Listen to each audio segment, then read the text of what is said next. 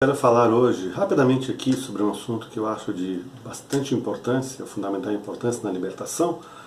Eu posso chamar assim de libertação não é expulsão de demônios. Algumas pessoas têm uma base de informação talvez contorcida, não muito clara com relação a isso, e acabam confundindo as coisas, achando que libertação é expulsão de demônios, ou seja, se expulsar demônio de alguém, se a pessoa participar de uma reunião ali, um culto, até mesmo uma corrente, onde os demônios foram expulsos da vida dela, ela está livre. Não, não é assim que funciona. Na verdade, em libertação, nós dizemos que libertação é arrependimento e não expulsão de demônios.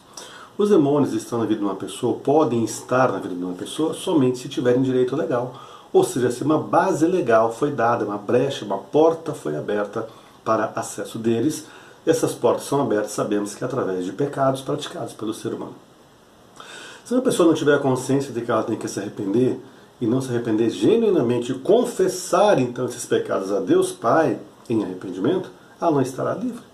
Como diz a palavra, em 1 João capítulo 1, verso 9, se confessarmos os nossos pecados, Ele, Deus, é fiel e justo para nos perdoar os pecados, ou seja, pecados confessados, e nos purificar de toda justiça, ou seja, nos livrar das consequências. O sangue de Jesus vem e nos purifica das consequências que estavam ali, vigentes, com relação à injustiça praticada, ou seja, o pecado levado a cabo, o pecado praticado. Então nós usamos um dia, você usou um dia o seu livre-arbítrio para pecar, e você deve usar então esse livre-arbítrio agora para se arrepender e confessar esses pecados. A questão da expulsão de demônios pode ser exercida numa emergência. Imagine que alguém chega diante de você com uma situação constrangedora, ali tomada por demônios. A atitude que você vai tomar é amarrar aqueles demônios e expulsá-los, ou seja, dar uma ordem que eles fiquem de fora daquela pessoa. Aí você vai voltar àquela pessoa, a pessoa com a sã consciência ali, entendendo com o entendimento dela, claro, naquilo que você vai falar. Você vai explicar para esta pessoa que ela estava assim naquela situação porque demônios tiveram acesso dela através do pecado. E cabe a ela então agora decidir confessar esses pecados. No momento que a pessoa confessa, então ela está livre da ação desses demônios.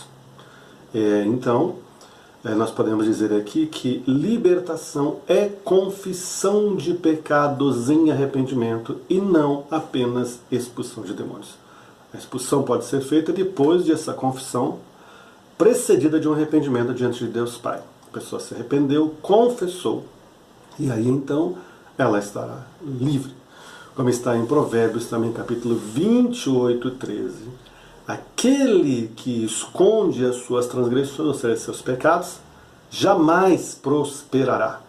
Mas aquele que os confessa e deixa, alcançará misericórdia. É aquela situação também de muitas coisas que as pessoas deixaram de fazer, mas nunca confessaram em arrependimento diante de Deus. O fato de deixar de ter tido uma prática não quer dizer que aquela porta foi automaticamente fechada. Aquela porta só é fechada, a brecha para Satanás e demônios, quando há um arrependimento e confissão. Portanto, muitas pessoas, muitos cristãos apenas deixaram de praticar certas coisas porque entenderam que se trata de pecados, mas nunca os confessaram em arrependimento e ainda há então uma porta aberta, a brecha que precisam ser fechadas, as portas que precisam ser trancadas para a ação daqueles demônios. Então, o que nós podemos dizer aqui, concluindo, arrependa-se, como João Batista falou, arrependei-vos. Como Jesus pregou, arrependei-vos, e como a Igreja Apostólica também, os apóstolos, os discípulos de Jesus, pregaram, arrependei-vos, porque é chegado o reino de Deus. Quando você se arrepende, quando você confessa a Deus, então você está livre, esses demônios têm que ir embora.